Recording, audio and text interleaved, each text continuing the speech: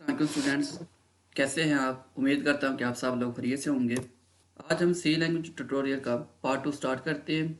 आज का हमारा टॉपिक है characteristics of high level programming language. आज के इस वीडियो हम हाई लेवल लैंग्वेज की उन खसूसियत को डिस्कस करेंगे जो तकरीबन तमाम हाई लेवल प्रोग्रामिंग लैंग्वेज में सेम होती है। हाई लेवल प्रोग्रामिंग लैंग्वेज की खसूसियात को डिस्कस करने से पहले हम कुछ ऐसे हाई लेवल लैंग्वेज को देखते हैं जो कि आजकल काफ़ी पॉपुलर हैं। तो पॉपुलर हाई लेवल लैंग्वेज में सबसे पहले हमारे पास सी और सी प्लस प्लस है। और अगर हम इसके यूज़ की बात करें तो ये language system and application software को बनाने के इस्तेमाल होती है। सिस्टम सॉफ्टवेयर, जैसा कि आपको पता है, कि ऐसे सॉफ्टवेयर होती हैं जो कि कंप्यूटर को चलाने के लिए लाजमी होती है, जैसे कि ऑपरेटिंग सिस्टम्स हैं, इसके अलावा डिवाइस ड्राइवर्स हैं जिनके बगैर कोई सिस्टम वगैरह ऑपरेट नहीं हो सकता। और एप्लीकेशन सॉफ्टवेयर ऐसे सॉफ्टवेयर होती हैं जो कि कोई पर्टिकुलर टास्क परफॉर्म करने के लिए बनाए जाते हैं, जैसे MS वर्ड, VLC, गैलरी वगैरह, जिनका एक खास मकसद होता है बनाने का। इसके बाद हम अगली लैंग्वेज की बात करते हैं तो वो है हमारे पास जावा। जावा बहुत ही पॉपुलर एक लैंग्वेज है।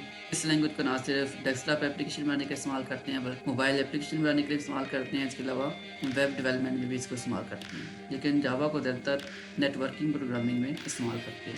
इसके बाद पास्कल की अगर हम बात करें तो पास्कल को साइंटिफिक एंड बिजनेस एप्लीकेशन बनाने के लिए इस्तेमाल करते हैं। इसके बाद कोबोल की अगर बात करें तो ये बिजनेस रिलेटेड लैंग्वेज है जो कि बिजनेस रिलेटेड एप्लीकेशन बनाने के लिए इस्तेमाल होती है।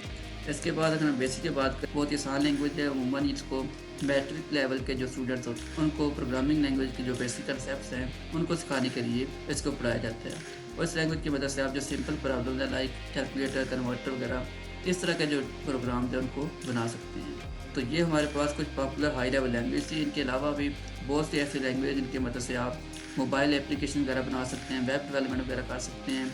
जैसे वेब डेवलपमेंट के लिए आप PHP इस्तेमाल करती हैं, HTML इस्तेमाल करती हैं, CSS इस्तेमाल करती हैं। इसी तरह और भी बहुत सी हाई लेवल लैंग्वेज है जिनको आप मुख्तलिफ पर्पज़ के लिए इस्तेमाल कर सकते हैं। कुछ पॉपुलर हाई लेवल लैंग्वेज को डिस्कस करने के बाद हम मेन टॉपिक की तरफ आते हैं।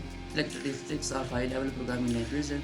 हाई लेवल प्रोग्रामिंग लैंग्वेज की जो खसूसियत हम यहाँ पर डिस्कस करेंगे तो पहले बयान की गई तमाम हाई लेवल प्रोग्रामिंग लैंग्वेज में मौजूद है। अब हम इन खसूसियात को तफसील से डिस्कस करते हैं। सबसे पहले हमारे पास easy to learn. High level language are closer to human language and far from machine language. जैसे हम पहले बात कर चुकी हैं, जितनी भी हाई लेवल प्रोग्रामिंग लैंग्वेज होती है वो क्लोजर टू ह्यूमन लैंग्वेज होती है। जैसे जो हमने पीछे जो कुछ लैंग्वेज डिस्कस की हैं वो सारी तकरीबन इंग्लिश लाइक लैंग्वेज ही हैं, तो इसलिए इन लैंग्वेज को सीखना मशीन लैंग्वेज के मुकाबले में काफ़ी आसान होता है। इसके अलावा दूसरी इनकी खसूसियत ये होती है कि इनके जो प्रोग्रामर्स हैं वो बहुत ज़्यादा होते हैं। ज़्यादा क्यों होते हैं? क्योंकि इन लैंग्वेज को सीखना आसान होता है, इसलिए हाई लेवल लैंग्वेज में बहुत ज़्यादा प्रोग्रामर मौजूद होते हैं जो कि हाई लेवल लैंग्वेज को इस्तेमाल करके डिफरेंट जो प्रोग्राम है वो बना सकते हैं। इसके बाद अगली खसूसियत की बात करें तो जितनी भी हाई लेवल लैंग्वेज होंगी उनका स्टैंडर्डाइज सिंटैक्स होगा। सिंटैक्स किसे कहते हैं? A set of rules for writing programs in a high level language is known as syntax।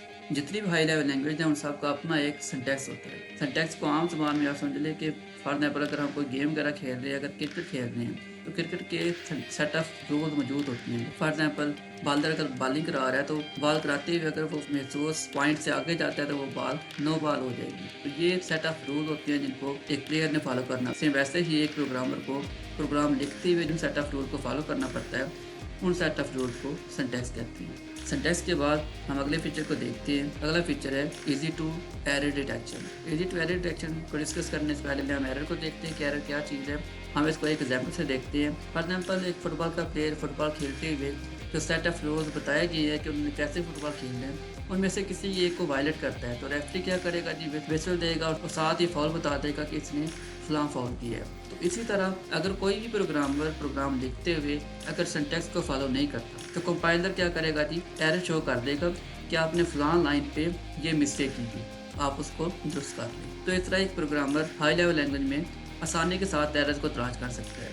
इसके अलावा अगर हम लो लेवल लैंग्वेज की बात करें तो वहाँ पे एक प्रोग्रामर के लिए एरर वगैरह को ढूंढना, प्रोग्राम को मॉडिफाई करना काफ़ी मुश्किल होता है। इसके बाद अगले फीचर की बात करें तो deep hardware knowledge not required. Low level language की अगर हम बात करें तो वहाँ पे आपके पास डीप हार्डवेयर नॉलेज होना ज़रूरी है। अगर आपके पास डीप हार्डवेयर नॉलेज नहीं है तो आप वहाँ पे प्रोग्राम को डेवलप ही नहीं कर सकते। लेकिन हाई लेवल लैंग्वेज की अगर हम बात करें तो यहाँ पे एक प्रोग्रामर के पास अगर हार्डवेयर का बिल्कुल भी नॉलेज नहीं है फिर भी वो एफिशिएंट प्रोग्राम को डेवलप कर सकता है। اس کے بعد ہم اگلے فیچر کی بات کرتے ہیں. تو اگلا فیچر ہمارے پاس ہے machine independent. Low level language میں مسئلہ یہ تھا کہ وہاں پہ آپ مشین پہ ڈیپینڈ کر رہے ہوتے ہیں.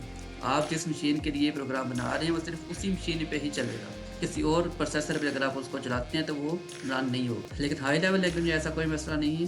اگر آپ نے پینٹیم پہ پروگرام بنایا تو آپ اس کو i7 پہ i3 پہ i5 پہ چلا سکتے ہیں. مطلب کہ اس میں مشین پہ آپ ڈیپینڈ نہیں کر رہے. آپ کا پروگرام ڈفرینٹ مشینز پہ بھی ایگزیکیوٹ ہو جائے گا. اس میں پروسیسر وغیرہ کا کوئی مسئلہ نہیں ہے. اس کے بعد لاسٹ فیچر کی بات کرتے ہیں شارٹر پروگرامز.